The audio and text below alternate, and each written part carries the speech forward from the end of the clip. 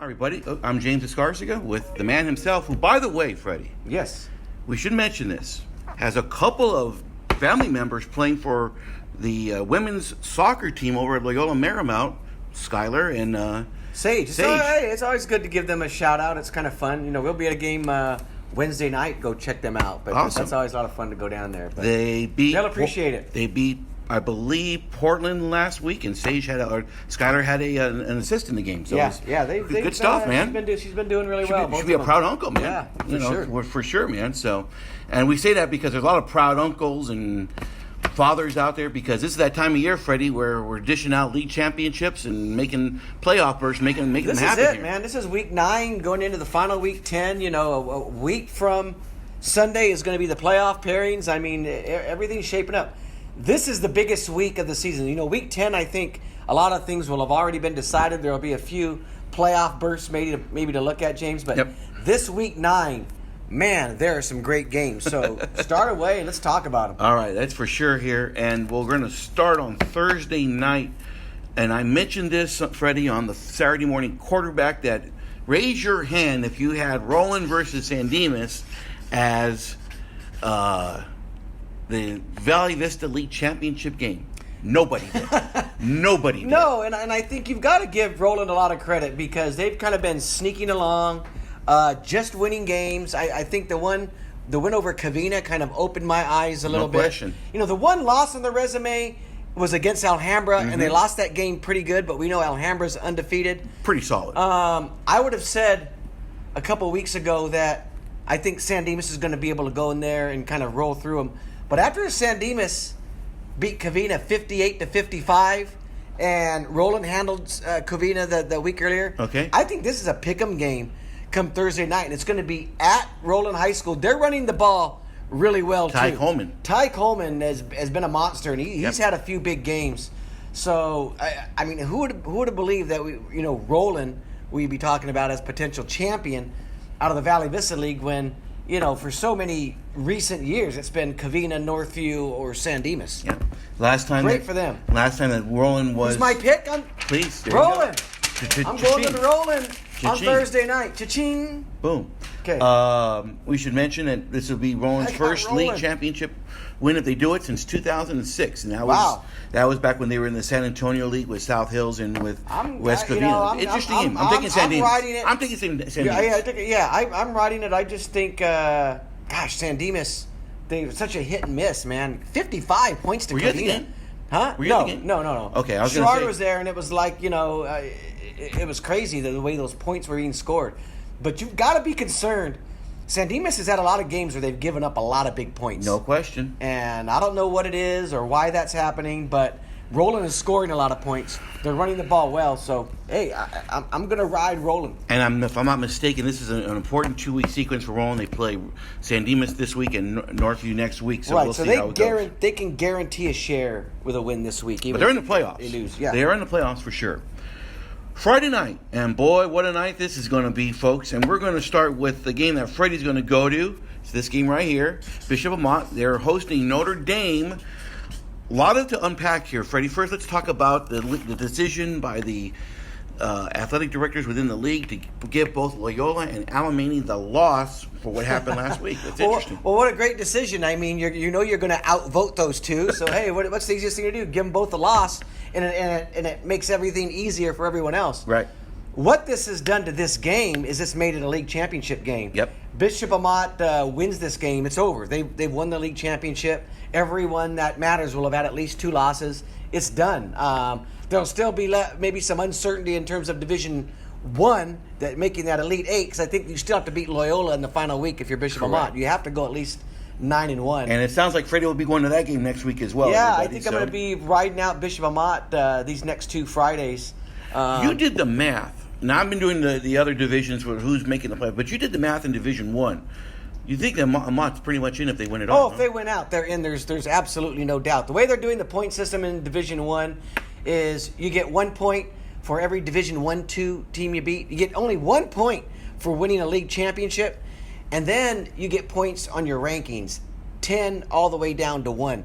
So those coaches poll rankings are massive. Yeah. And with Bishop Amat being 8 going into last week, that gets them 3 points. those points are critical. And if you figure if they don't lose, they're going to get those. They're going to get. They might move up one more notch, what have you. The question is, can they move up enough, James, to not have to play Bosco or Mater Dei in that first round? It's possible, not likely, but possible. Everyone that I've talked to keeps saying it's going to be Bishop Amat against the Trinity 2. Right. The Mater Dei Bosco loser, the big game this week. Right. And I'm thinking... And they would get that at home no matter what if it happened. That was my question. Since they're a league champion, they have to have a home game, right? Yeah.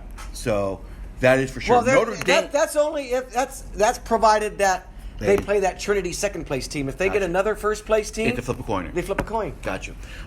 We should also mention to Notre Dame. But who do we got in that game on Friday? Bishop Amat. Bishop Amat. So they've been too good, Daniel Moore. You know, a lot of these games, James, they've been close. Yep. They haven't been blowing people out, but their confidence is building. You can tell. And but it's going to be a good game because Notre Dame's kind of bounced back after that first win. Yeah. First loss. They have a sophomore quarterback and Doug Siskwich, who's not bad. He's can run a little bit, but the biggest thing, Freddie, is they do not have their key running back who is hurt, who will not play for the rest of the season, and Anthony Spearman. So that's trouble for Notre Dame. Yeah. I, too, will take Bishop Amat. And I'll tell you what about Bishop Amat. Please. Just remember, they're undefeated with Damian Moore on the field. They've lost just the one game when he couldn't play. Those are facts, Jack, and we can't deny him. The Pacific League Championship game is is also on Friday night as Muir takes on Crescenta Valley. What's interesting, Freddie, this is just so much ramifications here. You have Muir's number 1 Division 11, Crescenta Valley's in Division 10. Both teams they're both ranked number 1 in their divisions. Yep. Crescenta Valley's 8-0. They're undefeated. And Muir's only loss was to Grace Brethren. So good luck. I would tell you to say to the Crescenta Valley folks, good luck trying to beat those guys if you try to play them. Look. Yeah, go for it. Every year when we talk about Muir and we've had these big games in the Pacific, they've let me down. Aram was one who made a good point on Twitter a couple of weeks ago that they always break your heart. Not this year. This game is going to be at Glendale High School. Muir has been in recently. The results haven't been as decisive as I thought they would be. It's taken them time to put people away. I just think that Crescenta Valley is such a well-oiled machine in terms of they don't beat themselves.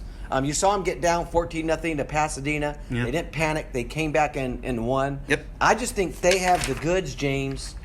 I'm going with Crescenta Valley to win this game on Friday. I'm just trying to be honest with myself. I would love to see Muir pull this out. Like you said, it's not going to affect them in Division 11. Be careful throwing that. Don't be careful throwing that thing to the camera. Yeah. That's only an $800 camera. Hey, by the way, I'm going with CV. I'm going with CV. I'm going to say this. Not only does Muir win Friday night, Muir will win a CIF championship. I do in Division 11. I'll tell you what. Pasadena may have something to say about that. We'll see. El Rancho may have something to say about that. We'll see that soon. I mean, there's going to be some good teams in there. You tell me those teams you just mentioned, they do not have the athletes that Muir has. They do not. You're telling me Pasadena doesn't have athletes? They do, but do they have Pac-12 athletes? Nothing. Yeah, they do. I think they do. We'll find out. We'll find out next week because I'll be at the Turkey. But this week, I've got CV. I just think it's been something they haven't been able to solve. I think it's in their head, and they're Okay. One thing they do have to clean up. Sorry, Mustangs. One thing that we'll have to they only led Arcadia by a touchdown at half with 1 billion penalties. I heard again. Okay, well that's part of the problem. Yeah, I know. You can't do that against CV. Yeah, I know, but I'm taking Muir though. All right. We're moving on. Ayala, Bonita, Palomares League at stake here. Ayala wins. They win the Palomares League title. Bonita wins. We got a 3-way shake for the league title. Go. Yeah, so here's what I'm thinking. The Bonita Glendora game. Let's get into that crystal ball here. A few weeks ago. Yeah, please. I thought Bonita had a lot of chances to win that game, to get on top of them, and didn't take advantage of it. And they kind of got wore down in the fourth quarter. Okay. Glendora Ayala, that was a game that it was pretty low scoring. Right. Glendora kind of came on in the end, had problems. I think Bogan's going to be ready for this game. He always is for the big games. I think this Bonita Ayala game is one that Bonita's going to come back and win this game, James. And the Palomares League is going to be a 3-way tie for first going to the final week, and they should all win their last games, and they're all going to finish in first place. I just think, I know Ayala's good. Yeah. They deserve, everything, well that you can say about them. They're 8-0. But Bonita's bounced back really good from that Glendora game. Really impressive wins the way they went on and beat Colony. And, of course, they put away Alta Loma last week. Mm-hmm. I think that they're going to be able to handle this. They're going to be at home. You're going to be there on Friday. I will. Bonita with the upset. So do I. You got Bonita? I would never pick against Bogan. All right. That is. Even if they played Mater Dei? Well, that's a different story. Okay. All And right. Well, that's it's called reality. Bogan because, but that's reality. I'm sorry. I didn't mean to go that way. But we're both taking Bonita here at the desk here. So those games you'll see in print. These games, the following games you'll see online here. And we're going to start with the de facto Hacienda League Championship game, because we say that because if South Hills defeats Diamond Ranch, they would be a tie. And that would mean next week's game with Los Altos would be for the league championship. On paper, Freddie, this is not close. Well, maybe not. I mean, I don't know. Look at South Hills' losses. I don't know. You don't have their thing up here, but I know one of them was To San Juan Hills. To San Juan Hills. Good Monrovia. team. Monrovia, who's obviously shown that they're a good team. And I want to say they lost to La Mirada, too. Yes, sir. So those are their 3 losses. I think just the San Juan Hills game was the one they got kind of ran off the table, James. Right, absolutely. And they're a pretty good team. I think they're starting to get it going again. They've had a couple of key injuries when you think of Tanya Charles and, of course, their running back Joaquin Elliott. But I watched them against West Covina. They ran the ball well. I really like what Khalil Ali is doing at quarterback. He threw for 400 yards and 5 touchdowns. Mm-hmm. He's going to need to be somewhat more of a running quarterback to kind of balance that out. And you saw a little bit of that against West Covina. You're right in the fact that this is a 3-0 against a 3-0, but South Hills has played the easiest 3 opponents to get here already. They've already beaten Walnut, West Covina, and Charter Oak. Yep. So now they finish with Diamond Ranch and Los Altos, which on paper you expect them to lose this game. I do think that Diamond Ranch is going to win this. Okay. I thought the winner of the Diamond Ranch Los Altos game was going to win the league title. Mm-hmm. I haven't changed, but I do think South Hills is going to make this more of a competitive game, just because there's a lot of pride on the line, James, and I think they are improved. Their defense is actually was impressive, I thought, in stretches against West Covina. But again, it's West Covina; they were 0-7, right? You're going to look good, but I like Diamond Ranch in a 2-touchdown game. CalPreps kind of agrees with you here, 31-12 in favor of Diamond Ranch. And I will take them as well. Just too many athletes, I think, at the end of the day, Freddie. Let's go down to the Whittier area, where we have the de facto, well, I shouldn't say de facto, this is the Del Rey League Championship game between St. Anthony and St. Paul. Yes, and St. Anthony, they're both 2-0 in league, yes, right, going into this game. And yes. Long Beach St. Anthony's always been kind of a tough game for St. Paul. I want to say they lost that game last year. Several years ago. I want to say, yeah. Okay. Yeah. But I think St. Paul has been playing so well, James. This shouldn't be not. I don't see them losing this game. Yeah. I mean, even what's their record, St. Anthony? St. Anthony is. I'm just going to page down here as you write down. They are 4-4. I'm sorry. Check that. 6-2. 6-2.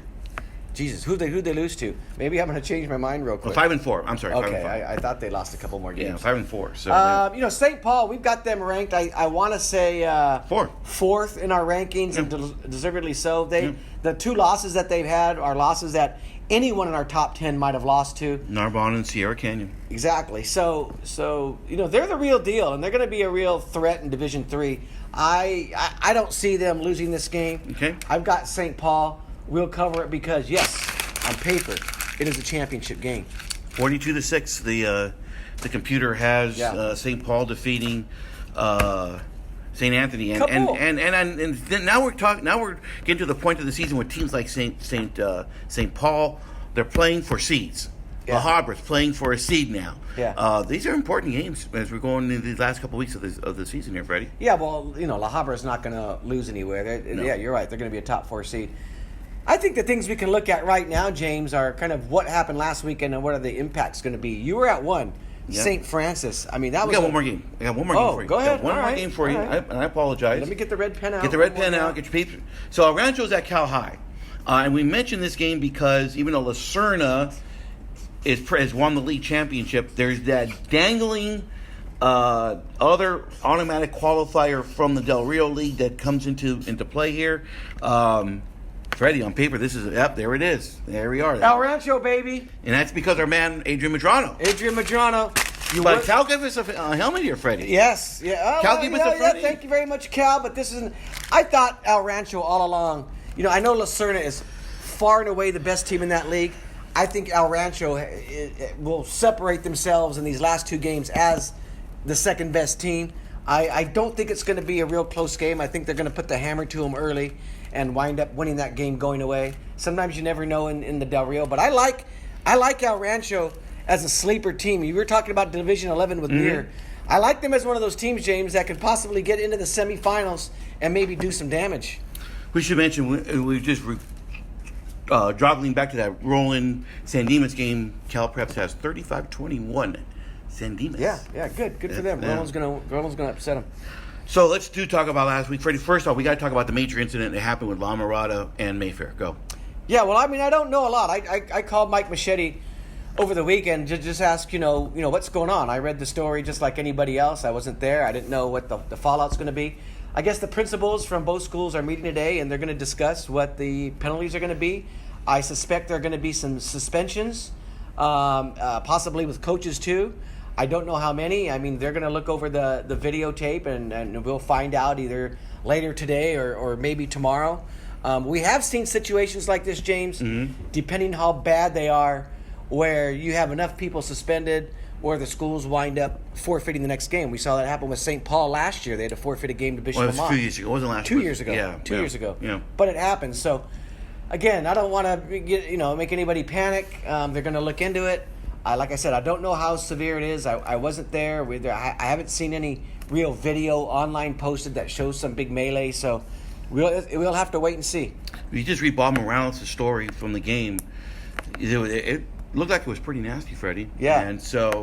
And what's criminal here for Lamar is they're playing Bellflower, and they're big favorites to beat Bellflower. Yeah. If you give up that game, that you're just giving up that's giving up a seed here. So you really, decisions like this have ramifications at the end of the night. Yeah. Update on the Sierra Vista situation, please. Well, there's really no update right now. There's the player Daniel Barrientos is still in the transfer portal. I've heard Sierra Vista may wind up forfeiting, when it's all said and done, anywhere from 1 to possibly 5 games. Only 1 league game if it comes down to it. We'll have to see. It's a interesting situation where they didn't file transfer paperwork on a player, and everybody's been talking about it on social media. Sierra Vista had another big blowout win over Gladstone this past week. Apparently, a couple players were ejected in that game that won't be available to play this week. I don't think it's going to matter much against Workman. But I'll say this about Sierra Vista, and let me take out my glasses because they better listen to me, James. Yeah, go for it. Let it rip, man. Is that I've had some discussions with their assistant coach. We'll say that who is on social media, and he's been doing a lot of the hey, so and so, you're up next, or you're on the clock. If we have a chance to score 100 points, we'll put 100 points on you. The problem with this kind of talk, and I tried to explain to him, we were going through it in some tweets, is that you've got to win with some kind of humility and some class. And he comes back with, we'll shake hands at the end of the game. The problem is you're dealing with high school kids, and particularly in the Montview League where there's not a lot of experienced kids. I mean, there's teams that don't have really good records, and they take this, crap talking, for lack of a better word, really seriously to the heart. And you're going to get in fights. You're going to get teams that want to bait you out, coaches that want to bait you out. Yeah. And all you're doing is putting your team, Sierra Vista, who's having a great season, in a bad position. I agree. What if you go into Week 10 against Duarte and you're doing a lot of talking? Duarte doesn't mess around. I remember a Duarte-Gladstone melee that ended at the end of the game. What happens if they Duarte players start getting upset with some of this smack talk, and an all-out fight ensues? You wind up hurting your team. And that's what you do with all of this smack talk. You better be careful. You better dial some of that back. It's going to come back to bite you. It almost did, it sounds like, against Gladstone this past week, where there's a little stuff going on early in the game. Yeah. that only gets worse, man. You got to watch it, Sierra Vista. It's when kids, they take the life of their coach, so to speak, and so when you do things like you're running up scores, what are you teaching your kids? Okay, look if you're up 28-0, 35-0, and you're running the ball, and the other team can't stop you running the ball. I get that. Well, I've been there through the years. They were even they were passing the doing ball, onside kicks. Yeah, what are you trying to play. prove here? Okay, that's my whole point. What are you trying to prove? Yeah. All right. Now, when you get in these circumstances where you have 35, get your second teamer, get some guys in, get them some sweat on their uniforms, so that the parents are happy. I don't like the fact that you're running up scores because you're teaching the wrong lesson to kids today. That's my thing. Well, whether you want to say it's teaching the right or wrong lesson, yeah, I mean, you're probably right. I'm just saying it's going to come back to bite you in the butt. Correct. Because there's going to be a fight. There's going to be kids on the other side who take it personal, and this is their way of getting you back. And you're going to wind up paying in the result of suspensions and things that can impact you when the playoffs start. So you're going to learn the hard way if this is the route you want to take. I agree. Simple as that. Yes, sir. We have a mess in the baseline league, by the way, Freddie. We have a 4-way tie for first place in the baseline league. Damien had a chance to kind of get into the fray, but they got hammered pretty good last week. Does Damien get in the playoffs no matter what? Because they're in. Division? Yeah, they're in. So I wouldn't have to worry about that too much. But we got a 4-way tie for first place, and again, it's just we had Rancho Cucamonga had a forfeited game last week to Etiwanda. We don't know why. I just noticed it on both Scorebook Live and on Max Prep that the game was forfeited. Rancho's forfeited, Upland's forfeited. It's just a mess. It's really a mess in the baseline. Yeah, but it's going to come down to the Upland Rancho Cucamonga game. I think no matter what in that league, Damien's got to be careful now that they don't finish last in the league. I mean, unbelievable. I really expected more from the Spartans this year. Mm-hmm. The whole excitement with Matt Bechtel. And look, he's a great coach. We know that. We've seen what he did at South Hills turn around. We saw what he did at Chino Hills. Mm-hmm. I don't think it's as much a question about his coaching ability as it is how difficult it is to turn things around at Damien. Like I said, Mark Paredes tried to do it, couldn't do it. Greg Gano tried to do it, couldn't do it. Mark Pascarella couldn't do it. Mark Pascarella, although he'd got him, I think, to the quarters or semifinals maybe one year. He's had some good years, but not turning them into the juggernaut. The juggernaut. You see St. Francis able to get to a championship over there with Jim Bonds. You see Bishop Amat have that kind of sustained excellence in Division I, where they're a top 10 team. It seems like the last 4 or 5 years. When is that going to happen? And you see St. Paul over there, what they're doing right now, starting to run it up. When is St. Damien going to get on that level? I mean, they are in the perfect position, James. They're on the corner of the Inland Empire where there are no private schools east of them that they can take ownership of and get over there. Yeah. Interesting. They haven't been able to do it. They don't grab the best of it from the San Gabriel Valley. They don't grab the best from the Inland Empire. It's I don't know. Yep, that's for sure. And then there's the field. The bat doesn't impact the basketball team, though. Oh yeah, I can't. Yeah, well, that tournament's that's going to be. We're going to do We're going to do a podcast over the winter. We'll start talking about. We'll do basketball. It from Damien High School. Yeah, we'll get awesome. LeBron on camera. Yeah, Bronny, yeah, for sure. No, LeBron. Oh, the big guy. Yeah, we're going to get the big guy. I'm going to get Dwayne Wade on this side and LeBron James on this side, and we're going to have a chat about what's going on. The last time I put in the Saturday morning quarterback was St. Francis, and Freddie, I've never been to a game. I've been doing this for 15, 16 years.